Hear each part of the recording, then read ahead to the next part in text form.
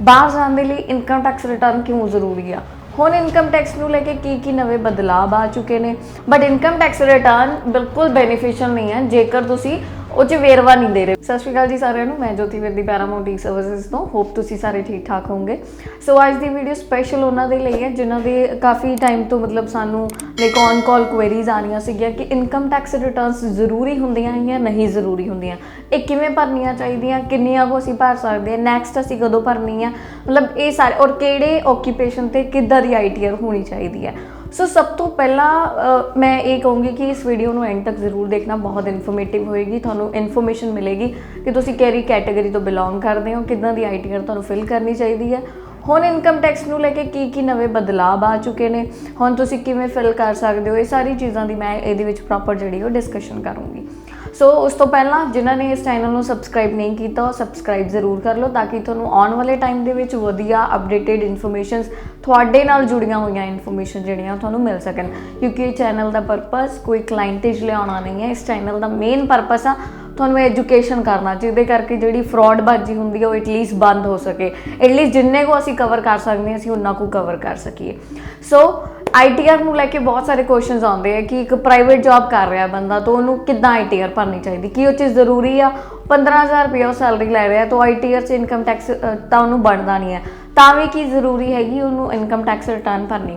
ਦੇਖੋ, ਸਭ ਤੋਂ ਵੱਡੀ ਚੀਜ਼ ਜਿਹੜੀ ਆਪਣੇ ਇੰਡੀਆ ਦੇ ਵਿੱਚ ਪਾਈ ਜਾਂਦੀ ਹੈ, ਇਨਕਮ ਟੈਕਸ ਰਿਟਰਨ ਤਾਂ ਭਰੀ ਜਾਂਦੀ ਹੈ, ਬਟ ਉਹਦੇ ਵਿੱਚ ਇਹ ਚੀਜ਼ ਨਹੀਂ ਦੇਖਦੇ ਹੈਗੇ ਕਿ ਬੈਂਕ ਦੇ ਵਿੱਚ ਕੀ ਚੱਲਦਾ ਪਿਆ, ਇਨਕਮ ਕੀ ਆ ਰਹੀ ਹੈ, ਕਿਵੇਂ ਆ ਰਹੀ ਹੈ, ਫਿਰ ਉਹ ਬੰਦਾ ਉਸ ਇਨਕਮ ਦੇ ਵਿੱਚ ਖਰਚੇ ਕੀ ਕਰ ਰਿਹਾ, ਫਿਰ ਉਸ ਤੋਂ ਬਾਅਦ ਉਹ ਸੇਵਿੰਗ ਕੀ ਕਰ ਰਿਹਾ, ਫਿਰ ਉਹਨੂੰ ਰਿਬੇਟ ਕਿੰਨੇ ਦੀ ਮਿਲ ਰਹੀ ਹੈ। ਇਹ ਸਭ ਚੀਜ਼ਾਂ ਜਿਹੜੀਆਂ ਉਹ ਪ੍ਰੋਪਰਲੀ ਨਹੀਂ ਦੇਖੀਆਂ ਜਾਂਦੀਆਂ। ਕਿਉਂਕਿ ਮੈਂ ਖੁਦ ਬਹੁਤ ਸਾਰੇ ਇਨਕਮ ਟੈਕਸ ਰਿਟਰਨਸ ਦੇਖ ਕੇ ਜਿਹੜਾ ਉਹ ਖੁਦ ਮੈਂ ਸ਼ੌਕਡ ਹੁੰਦੀ ਹਾਂ।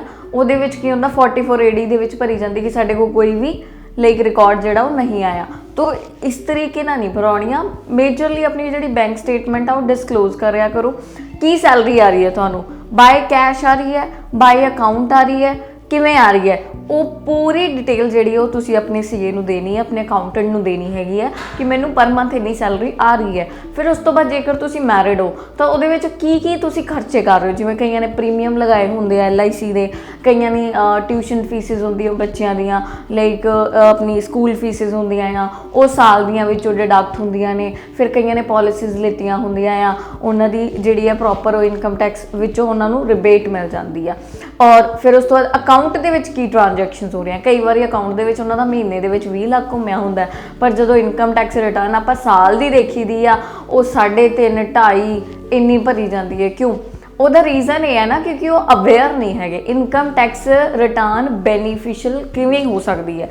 ਬੈਨੀਫੀਸ਼ੀਅਲ ਬਣਾਉਣ ਦੇ ਲਈ ਤੁਹਾਨੂੰ ਪੂਰਾ ਅਪਡੇਟ ਕਰਾਉਣਾ ਆ। ਅਪਡੇਟ ਮੀਨਸ ਤੁਹਾਨੂੰ ਕੀ ਆ ਰਿਹਾ, ਤੁਸੀਂ ਕੀ ਖਰਚ ਰਹੇ ਹੋ, ਤੁਹਾਨੂੰ ਕੀ ਸੇਵਿੰਗ ਆ ਰਹੀ ਹੈ, ਫਿਰ ਉਹਨੂੰ ਲੈ ਕੇ ਤੁਸੀਂ ਜਿਹੜੀ ਇਨਕਮ ਟੈਕਸ ਰਿਟਰਨ ਆ ਉਹ ਫਾਈਲ ਕਰੋ। ਹੁਣ ਐਗਰੀਕਲਚਰ ਦੀ ਗੱਲ ਕਰੀਏ, ਐਗਰੀਕਲਚਰ ਤੋਂ ਰਿਲੇਟਡ ਬਹੁਤ ਜ਼ਿਆਦਾ ਐਪਲੀਕੈਂਟਸ ਨੇ ਜਿਹੜੇ ਬਾਹਰ ਜਾਣਾ ਚਾਹੁੰਦੇ ਆ। ਐਗਰੀਕਲਚਰ ਇੱਕ ਇੱਦਾਂ ਦਾ ਪ੍ਰੋਫੈਸ਼ਨ ਆ ਜਿਹਦੇ ਉੱਤੇ ਇਨਕਮ ਟੈਕਸ ਨਹੀਂ ਹੈਗਾ, ਮਤਲਬ ਟੈਕਸ ਨਹੀਂ ਲੱਗਦਾ। ਭਾਵੇਂ ਉਹ 20 ਲੱਖ ਰੁਪਏ ਦੀ ਵੀ ਭਰੇ, ਭਾਵੇਂ ਉਹ 40 ਲੱਖ ਦੀ ਵੀ ਭਰੇ ਸਾਲ ਦੀ, ਉਹਨੂੰ ਤਾਂ ਵੀ ਜਿਹੜਾ ਟੈਕਸ ਹੈ ਉਹ ਨਹੀਂ ਪਏਗਾ ਕਦੀ ਵੀ, ਕਿਉਂਕਿ ਇਹੀ ਇੱਕ ਕਿੱਤਾ ਹੈ, ਇਹੀ ਇੱਕ ਪ੍ਰੋਫੈਸ਼ਨ ਹੈ ਜਿਹਨੂੰ ਟੈਕਸ ਮਾਫ ਹੈਗਾ ਬਿਲਕੁਲ। ਤੋ ਇਸ ਕਰਕੇ ਤੁਸੀਂ ਆਪਣੇ ਜਿੰਨੇ ਦੇ ਵੀ ਜੇ ਫਾਰਮਸ ਆ ਰਹੇ ਹੈ, 5 ਦੇ ਆ ਰਹੇ, 10 ਦੇ ਆ ਰਹੇ, 2 ਦੇ ਆ ਰਹੇ, 4 ਦੇ ਆ ਰਹੇ, ਉਸ ਅਕੋਰਡਿੰਗ ਇਨਕਮ ਟੈਕਸ ਰਿਟਰਨ ਜਿਹੜੀ ਉਹ ਤੁਸੀਂ ਫਾਈਲ ਕਰ ਸਕਦੇ ਹੋ। ਤੁਹਾਨੂੰ ਕੋਈ ਪ੍ਰੋਬਲਮ ਨਹੀਂ ਆਏਗੀ। ਸਾਲ ਦੇ ਪੂਰੇ ਜੇ ਫਾਰਮ ਉਹਨਾਂ ਨੂੰ ਦੇਣੇ ਹੈ। ਜੇ ਠੇਕੇ 'ਤੇ ਜ਼ਮੀਨ ਦਿੱਤੀ ਤਾਂ ਠੇਕੇ ਦਾ ਪੇਪਰ ਉਹਨਾਂ ਨੂੰ ਦੇਣਾ ਹੈ, CA ਨੂੰ, ਅਕਾਊਂਟੈਂਟ ਨੂੰ, ਜਿਨ੍ਹਾਂ ਤੋਂ ਤੁਸੀਂ ਫਿਲ ਕਰਵਾ ਰਹੇ ਆ। ਬੈਂਕ ਦੀ ਸਟੇਟਮੈਂਟ ਉਹਨਾਂ ਨੂੰ ਦੇਣੀ ਹੈ ਸਾਲ ਦੀ, 6 ਮਹੀਨੇ ਦੀ। ਜਿਹੜਾ ਫਾਈਨੈਂਸ਼ੀਅਲ ਈਅਰ ਸਟਾਰਟ ਹੁੰਦਾ 1 ਅਪ੍ਰੈਲ ਤੋਂ ਹੁੰਦਾ 31 ਮਾਰਚ ਤੱਕ ਦਾ, ਹਮੇਸ਼ਾ ਜਿਹੜਾ ਵੀ ਈਅਰ ਚੱਲਦਾ, ਜਿਵੇਂ 22 ਚੱਲਦਾ ਪਿਆ ਤਾਂ ਇਹਦਾ ਜਿਹੜਾ ਫਾਈਨੈਂਸ਼ੀਅਲ ਈਅਰ ਸੀਗਾ 2021 1 ਅਪ੍ਰੈਲ ਤੋਂ 31 ਮਾਰਚ 2022 ਤੱਕ ਦਾ ਸੀਗਾ। ਹੁਣ ਇਹਦੀ ਜਿਹੜੀ ਰਿਟਰਨਸ ਜਾਣੀਆਂ ਸੀ ਉੱਦਾਂ 31 ਜੁਲਾਈ ਨੂੰ ਜਾਣੀਆਂ ਸੀਗੀਆਂ, ਪਰ ਜਿਹੜੀ ਇਨਕਮ ਟੈਕਸ ਡਿਪਾਰਟਮੈਂਟ ਨੇ ਇਹਦੀ ਜਿਹੜੀ ਡੇਟ ਆ ਉਹ ਅੱਗੇ ਵਧਾਤੀ ਹੋਈ ਹੈ ਕਾਫੀ। ਹੁਣ ਲਾਸਟ ਜਿਹੜੀ ਇਸ ਸੈਪਟੈਂਬਰ ਐਂਡ ਤੱਕ ਜਾਣੀ ਹੈ, 31 ਸੈਪਟੈਂਬਰ ਤੱਕ ਤੁਸੀਂ ਜਿਹੜਾ ਉਹ ਪੇ ਆਊਟ ਕਰ ਸਕਦੇ ਹੋ, ਇਨਕਮ ਟੈਕਸ ਰਿਟਰਨ ਤੁਸੀਂ ਭਰ ਸਕਦੇ ਹੋ ਆਪਣੀਆਂ। ਔਰ ਹੁਣ ਸਿਰਫ 1 ਸਾਲ ਦੀਆਂ ਨਹੀਂ, ਈਵਨ ਦੈਟ ਅਗਰ ਤੁਹਾਡੀਆਂ ਪਿਛਲੀਆਂ ਪੈਂਡਿੰਗ ਆ 2018, 19, 20, 21 22 ਤੁਹਾਡੀਆਂ ਕੋਈ ਵੀ ਪੈਂਡਿੰਗ ਆ ਉਹ ਵੀ ਤੁਸੀਂ ਜਿਹੜੀਆਂ ਲਾਸਟ ਔਨ ਫਿਲ ਕਰਾ ਸਕਦੇ ਹੋ, ਕਿਉਂਕਿ ਪੈਂਡੇਮਿਕ ਕਰਕੇ ਸਭ ਕੁਝ ਬੰਦ ਸੀਗਾ 2020 ਦੇ ਵਿੱਚ, ਤੋਂ ਕਈਆਂ ਦੀ ITRs ਮਿਸ ਹੋ ਗਈਆਂ। तो जेकर वो भी तुसी कवर अप करना चाहते हैं तो वो भी विद ओदा कुछ पेनल्टी चार्जेस होंगे ने, तो वो तुसी पे करके प्रॉपरली कर सकते हो। बट इनकम टैक्स रिटर्न बिल्कुल बेनीफिशियल नहीं है जेकर तुसी वो च वेरवा नहीं दे रहे। वेरवा नहीं दे रहे मतलब इनकम कितनी आ रही है, सैलरी कितनी आ रही। कई ने करते हो जॉब आ 40,000 की, जो मेरे को उन्होंने इनकम टैक्स रिटर्न आती है ਉਹ ਹੁੰਦੀ ਉਹਨਾਂ ਦੀ ਬਿਜ਼ਨਸ ਦੀ, ਔਰ ਕਲਾਇੰਟ ਨੂੰ ਹੀ ਨਹੀਂ ਪਤਾ ਹੁੰਦਾ ਕਿਹੜਾ ਬਿਜ਼ਨਸ ਉਹ ਕਰ ਰਿਹਾ, ਕਿਉਂਕਿ ਐਕਚੁਅਲੀ ਉਹ ਨਹੀਂ ਕਰ ਰਿਹਾ ਹੁੰਦਾ। ਫਿਰ ਉਹਦਾ ਕੋਈ ਕਰੰਟ ਅਕਾਊਂਟ ਨਹੀਂ ਹੁੰਦਾ। ਕਰੰਟ ਅਕਾਊਂਟ ਦੀ ਇੱਕ ਥੋੜੀ ਜਿਹੀ ਕਲੈਰੀਫਿਕੇਸ਼ਨ ਦੇਣਾ ਚਾਹੂੰਗੀ ਕਿ ਹਰ ਦੇ ਲਈ ਜ਼ਰੂਰੀ ਨਹੀਂ ਹੈ। ਜੇਕਰ ਤੁਹਾਡਾ ਟਰਨਓਵਰ ਸਲੋ ਹੈ, ਲੈਟ ਸਪੋਜ਼ ਕੋਈ ਟਿਊਸ਼ਨ ਪੜ੍ਹਾ ਰਿਹਾ ਹੈ, ਤਾਂ ਉਹਨੂੰ ਕੀ ਹੈ, ਉਹਨੂੰ 20 ਲੱਖ ਦਾ ਟਰਨਓਵਰ ਨਹੀਂ ਆਉਣਾ ਮੰਥਲੀ, ਉਹਨੂੰ ਵੱਧ ਤੋਂ ਵੱਧ ਵੀ 20,000 ਆਜੂ, 10,000 ਆਜੂ, तो इन्ना को ही रहेगा, ਵੱਧ ਤੋਂ ਵੱਧ 50 आ जाऊगा। तो this is they can take into their saving account. वो सेविंग ਦੇ ਵਿੱਚ ਉਹ ਲੈ ਸਕਦੇ ਆ। सेविंग ਦੇ ਵਿੱਚ ਲੈਣ ਦੇ ਨਾਲ ਉਹ ਅਕਾਊਂਟੈਂਟ ਨੂੰ ਆਪਣੇ ਕਲੀਅਰ ਕਰ ਸਕਦੇ ਕਿ ਮੈਨੂੰ ਟਿਊਸ਼ਨ ਤੋਂ ਇੰਨੀ ਕੋਈ ਇਨਕਮ ਜਿਹੜੀ ਉਹ ਆ ਰਹੀ ਹੈ। ਐਟ ਪ੍ਰੈਜ਼ੈਂਟ ਕਈਆਂ ਦੇ ਬਿਜ਼ਨਸ ਰਜਿਸਟਰਡ ਨਹੀਂ ਹੈਗੇ, ਉਹ ਆਪਣੇ ਬਿਜ਼ਨਸ ਨੂੰ ਕਿੱਦਾਂ ਰਜਿਸਟ੍ਰੇਸ਼ਨ ਕਰਾਉਣ, ਤਾਂ ਕਿ ਇੱਕ ਰਜਿਸਟ੍ਰੇਸ਼ਨ ਹੋ ਜਾਏਗੀ ਫਰਮ ਦੀ। ਜੇਕਰ ਕੋਈ ਵਿਲਿੰਗ ਆ ਕਿ ਮੈਂ ਕਰੰਟ ਅਕਾਊਂਟ ਖੁਲਾਉਣਾ, तो MSME की रजिस्ट्रेशन जी है आधार उद्योग तो वो करा सकते हैं प्रॉपरली उद्योग डिपार्टमेंट तो। ये वैसे ये जो भी थोड़ा अकाउंटेंट चार्जेस वगैरह लेगा नॉर्मली वो थानू ये रजिस्ट्रेशन करके जी दे देगा। ये बेसिस ते तुसी अपना करंट अकाउंट भी खुलवा सकते हो जिन्हों का बिजनेस एक्सपेंडेड है, मतलब वधिया होया है काफ़ी, जिवें कार डीलर्स वाले हो गए एंड आड़तीए हो गए एंड कुछ अलग डेयरी फार्मिंग बहुत हाई लैवल की करते पे आ, बट उन्होंने कभी रजिस्ट्रेशन वगैरह जड़ियाँ नहीं लीतियां। तो उन्होंने एक बेनीफिशियल पॉइंट ये है। और ये बेसिस ते जेकर तुसी नॉर्मल प्राइवेट एक बिजनेस कर रहे हो, प्राइवेट बिजनेस मीनस तुहाडा सेल्स परचेज का काम है, तो उहदे विच की तुसी सेल भी दिखानी है, परचेज भी दिखानी है। ट्राई करिया करो, नहीं भी कई बार कोई बिल मिलता तो उन्होंने एटलीस्ट एक बुक एक कॉपी उत्ते मेनटेन कर लिया, ताकि तुहानूं साल का वेरवा तो पता होगा मैं इन्ने एक्सपेंड किए तो इन्ने मैं अर्न किए आ। उस बेसिस ते तुसी जिहड़ा हैगा अपनी रिटर्नस जिहड़ियां वो फाइल कर सको। हुण आप बाहर जाना ना, बाहर जाने के लिए इनकम टैक्स रिटर्न क्यों जरूरी आ, ਜਿਹੜੇ ਕਿੱਤਿਆਂ ਤੇ ਲਾਗੂ ਹੁੰਦੀ ਹੈ ਉਹ ਇਸ ਕਰਕੇ ਜ਼ਰੂਰੀ ਆ ਕਿਉਂਕਿ ਉਹ ਕਹਿੰਦੇ ਤੁਸੀਂ ਆਪਣੀ ਕੰਟਰੀ ਦੇ ਇੱਕ ਜੈਨੂਅਨ ਸਿਟੀਜ਼ਨ ਹੋ, ਤੁਸੀਂ ਇਨਕਮ ਟੈਕਸ ਰਿਟਰਨਸ ਤਾਰ ਰਹੇ ਹੋ, ਤੁਹਾਡਾ ਰਿਕਾਰਡ ਹੈ ਸਰਕਾਰ ਦੇ ਕੋਲ, तो एक जैਨੂਅਨ परसनस तुसी जिहड़े हो वो मन्ने जांदे हो। इस करके इनकम टैक्स रिटर्नस जिहड़ियां आ वो नैसेसिटी ने। हुण तां तुहाडे कोल बेनीफिशियल पॉइंट भी आ, हुण लास्ट 3 जिहड़ियां कोई भरना चाहुंदा आ वो इस 30 तो पहलां भर सकदे हो तुसी, तुहाडे कोल टाइम है। पिछलियां दा थोड़ा पेनल्टी चार्ज पएगा और तुहाडे अकाउंटेंट तुहाडे सीए जिहड़े वो क्लीयर कर दोगे। So income tax return majorly match into your account, मतलब तुहाडे अकाउंट्स दे नाल मैच करती हो, ये ज़्यादा बेनीफिशियल आ, सौखा होंदा वीज़ा लेना। जो पहला नहीं करते सी कोई गल नहीं, वो टेंशन ना लो, नहीं हाय मेरी पहला दी नहीं मैच सी, कहते जदों कुछ पता चले उदों ही सवेरा है, जदों जागो उदों सवेरा। तो जे अज पता लग रही है ना कोई प्रॉब्लम नहीं है, नैक्सट भरनी है वो इस तरीके ना भरना ताकि बेस्ट टू बेस्ट तुहानूं अगे अपने फ्यूचर की हैल्प्स रहे।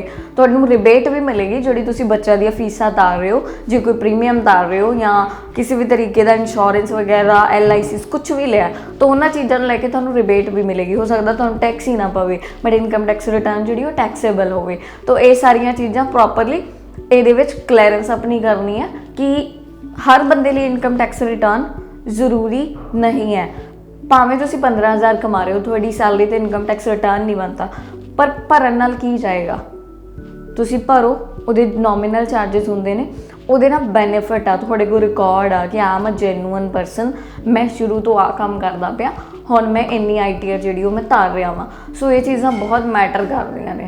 जिहड़े आपां देखदे बहुत वड्डियां फर्मां हुंदियां उन्हां दे ऑडिट्स भी हुंदे आ एक टाइम ते जाके, मतलब साल दे ऑडिट्स होणगे किदां की काम करदे जिन्हां दा करोड़ां दे विच काम आ, तो वो भी तो पे आउट्स करते आ, तो उन्हों का काम है ना प्रॉपरली।